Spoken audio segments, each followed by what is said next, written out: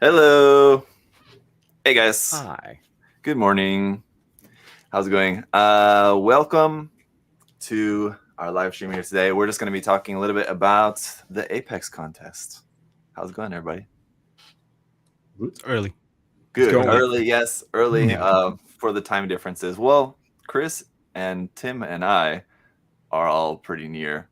It's just David's the problem. Hi. Wow. It's 10 p.m. here.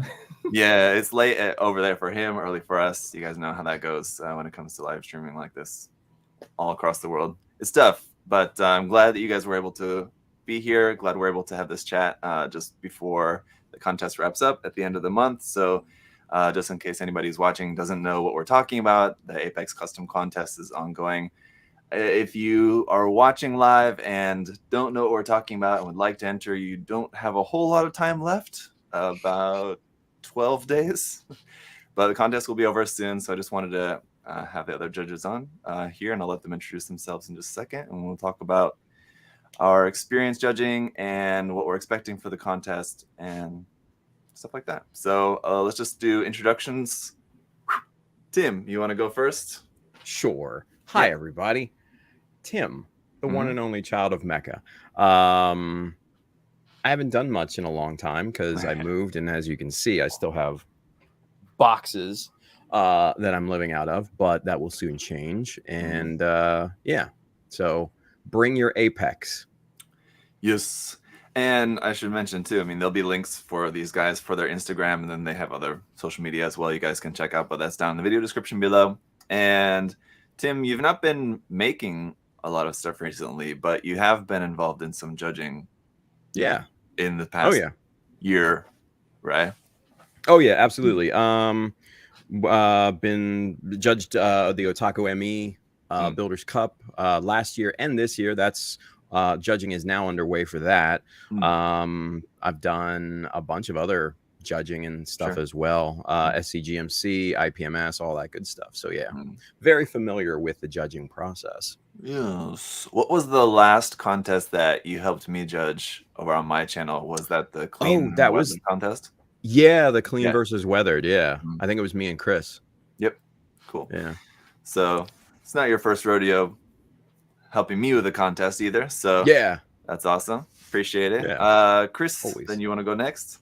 Yeah. What's up, guys? My name's Chris, or Chris Pabs, or Pabs. People usually just call me Pabs. I am a primarily clean builder, which is why I was a judge for Zach's clean versus weathered build off.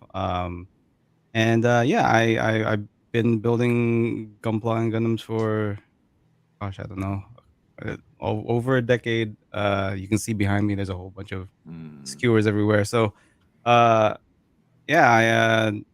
don't know. I mean, judging wise, I've done a bunch of locals. I did SCGMC a couple years ago. As I mentioned earlier, I also did Zach's Clean versus Weathered. This is my second time judging for one of his competitions. And are we on USA Gundam TV right now? Yeah. This is my first time on USA Gundam TV. So there you go. Yep. And I mean, feel free to plug your guys' other stuff that you do. I mean, because Chris, you also have. You can go ahead. Oh yeah. So I do a podcast with a bunch of other guys, a bunch of other friends, called Built Sideways. Built Sideways podcast. So we cover pretty much everything model making. So not just Gundams and Gunpla, but also car, armor, stuff like that. So if you guys are into just model making in general, or you want to talk about the community, that's also something we cover. Check us out, Built Sideways podcast. There's like a Instagram profile somewhere, and then also a whole bunch of you can get pretty much in every podcast platform that you can think of. So it's out there. There's one with Tim. He was grumpy. I was. It was fun. It was fun. Yeah. But yeah, those of you guys, if you're not following Chris or Tim or David, any of these guys already, of course, obviously check out their stuff. And so yeah, check out the podcast and everything as well. David, go ahead. Hi guys, so I'm David, aka Chocolate Falcon, this way. Yeah. So thanks for inviting me on this panel here. It's my first time being judging with you guys. So the previous experience I have with judging is from GBIT. From Indonesia, we have been judging for them for the past 2 years, and I think one of the earlier years for OMC, Original Mecha contest as well. So yeah, recently I'm just focusing more on my own personal stuff, commissions, workshops. Just trying to build up the community here to improve the standards. So yeah, that's about it, man. Thanks. And also, among the other things that you guys can mention is your experience, just like some of your accomplishments in building GBWC winners here among us, David and Tim. You guys can mention that too. Just as kind of, don't forget to pat yourselves on the back for those things as well too. Didn't want to toot my own horn. Jeez. No. Don't forget your credentials, but yeah. So for this contest, basically the theme was just for people to just make a custom Apex. We wanted to leave it very wide open for people to, they can make a diorama, they can customize it just by adding parts, subtracting parts, kit bashing, kind of doing whatever. It's basically like GBWC in terms of the rules, as in like there are no rules except the rules that will get you disqualified, except there's none of that here unless, I don't know, we see something like extremely lewd. I don't know. I can't imagine what we would disqualify anybody for. But as far as what you guys are expecting to see, is there any expectations that you guys have as far as like different kind of ideas that you think people might, paths people might go down as far as like their ideas for the builds? I would like to see mecha decals on all of the entries. Oh. Yeah. And you can buy mecha decals at USA Gundam store. So of course, stock up. Yes, of course. Again, if anybody is working on their projects and not put decals on yet and want to put mecha decals on, you do still have a little bit of time, I suppose. Yeah, still a lot of time. It will get you bonus points with Tim. Is that what you're saying, Tim? Bonus points, but if you don't have them on there, I'm definitely taking points off. Sorry. Well, I'm not. I'm joking. I'm joking. Yeah. No. I mean, for me, like, in all seriousness, I would love to see all of the basics covered, seams, paint, surface preparation, all that good stuff. I'm a big believer in the basics, and that's what I'm going to be looking for. Making sure that you cover the basics and it's looking good. Sure, that's certainly something we talked about a lot, judging the clean contests, of course. And I know just other times before, back in the Gunpla Talk days and everything else too, we talked a lot about just making sure that you have at least the basics covered. So, right, exactly. Yeah. Chris, David, anything else you guys are expecting to see? Yeah. So when I should have mentioned this during the introductions, but I built the prototype for Apex. When just before it was released, and when I built that thing, like the things that I actually wanted to do, obviously I couldn't because this was for production stuff. But there was such a blank canvas for a ton of creativity. So I'm really looking forward to seeing outside of the basics, like Tim said, like the creativity that some of these builders are going to apply or hopefully apply to Apex. Like that thing is while it is, I mean, it's not small, but it's got a big ass head and body, but it's got a ton of blank space that you could either apply or remove detail from, and I've seen a couple of work in progresses out there that have been really interesting. So creativity is I think one of the key factors for me. So hopefully you guys bring your creativity, bring your A game, and I can't wait to see everybody's work. Yeah, it's very similar to the Haropla, which we had a contest for before. Yeah. Just kind of in terms of a very simple shape essentially and a lot of space to work. And so like when we had the Haropla contest before, we saw a lot of really cool creative entries that people did with that, going in all sorts of different directions. Sure. Yeah, David, anything else? Yeah, definitely. I think exactly like what Tim and Chris just mentioned, right? Your basics foundation have to be there. You can't forgo it, right? But since this is just a fun build as well, be creative with the ideas you have. I think for me personally, what I'm looking for is some distinct identity within your kit itself. So you just look around. There's been, Apex is a very new model, right? What can you do with it that you input your own ideas that is different from the rest, and at the same time when we look at it, we know, oh, this is done by somebody that you can recognize because it's a distinct identity. Some kind of like a charm and personality kind of into it. Yeah, right? Something like that. Yeah. Right, because of the cuteness factor that it has as well, too, right? That works really well.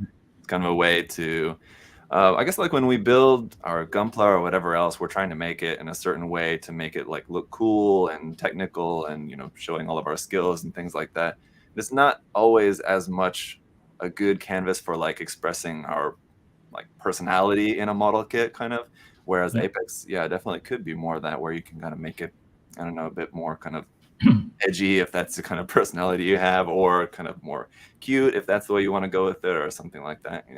Yeah, definitely you could do that. It's a really cool canvas for that. In terms of just the judging, like what we're going to be looking for technically, this is something obviously I kind of covered basically in the rules and we've talked about in past contests, but what are some tips that you would give people? Now, we've already got a few entries in already, but the majority of people, I'm assuming, have not sent their final entries in yet. So just before they do, any tips that you would give people for their final, like just finishing their builds and like submitting their photos and things like that? So any tips along those lines you guys might have? I mean, Tien just gave one, Sure. Cover your basics. I'll 100% cover your basics. That's the first thing we're going to be looking for. Like, if you are, if you're being creative and you're throwing this and that and whatever out there, but then you leave like a nub or a seam line that's very egregious on the side of it, then your creativity is going to be hindered. So cover your basics and take good photos, please. I beg of you. We really want to give you guys a fair shot and take a good look at your build. And I say this constantly, if you are putting 100% into your builds, why aren't you putting 100% into how it's being presented? So try to take a good photo. Use natural light if you have to, or there's a ton of tutorials out there to help you take a good photo. You don't have to have the fancy equipment. You don't have to have fancy lights.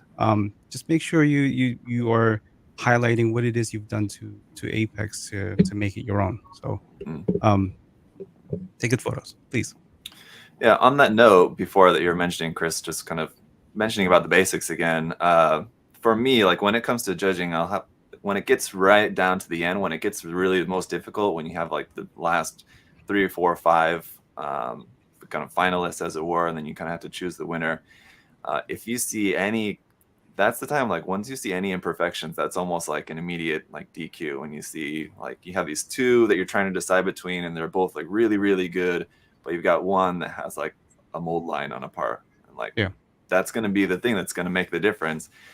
It's between winning and not. So sometimes. Tim, David? Yeah, I mean, it's attention to detail is what it comes down to. Like you said, if there are 2 really strong candidates and you have to decide between the 2 and one has a slight imperfection that you lost your attention to detail, sorry, that's going to be your kryptonite, Right. So yeah, it seems really nitpicky almost, but like that's the thing, is once it comes down to it, that's what it has to always come down to. Yeah. So you have builds that are both like really creative, both really nicely painted, really nicely presented, and when there's not really much else to kind of differentiate the 2, you have to just really nitpick as a way to be able to choose one to win and one not, or one to win first, one to win second, whatever the case is. David, anything else? I think for me is exactly what Chris and Tim mentioned, right? The basics foundation, the cleanliness, the photo taking is very crucial for us. Sorry that my cat is getting in the way. Okay, he's very sticky to me today. Let me put him down. He might jump up later. Sorry. Okay, so I think the photo taking is very crucial. But again, back to the distinct identity, end of the day, you have to make sure that your kit is refreshing. It's not just creative, but it's very refreshing that it will stand, high up above the rest. And then we will scrutinize deeper into like your basics. Whether is it there, will you be still up there, or will you be falling behind and reach the same level as the rest? So I'll be looking forward to just looking at the message that you guys are trying to send across using Apex. Yeah, I think that that's a really good point, that it should stand out and it should like be immediately recognizable as something that is kind of a really standout candidate amongst the others. And that doesn't necessarily mean though that you have to use like a bunch of bright flashy colors, or that you have to like slap a bunch of stuff on it to make it like really go for like that wow factor. Sometimes the less is more, and the wow factor comes from the subtle things that are for people with experience. That's why I asked you guys to be the judges, and that's why it's important to have experienced judges, because they'll be able to recognize that wow factor in sometimes just the simple things in your build, and not necessarily just like someone has one that's painted like bright gold and like has a million Gatling guns on it. Like, yeah, that's going to be really stand out, but not necessarily in a good way, right? So what Chris mentioned too, and what you guys were mentioning about the photography, that's also really important that I want to make sure to mention, because I always see lots of entries with this, is aside from the lighting and just the photo quality in general, keep the background in mind too.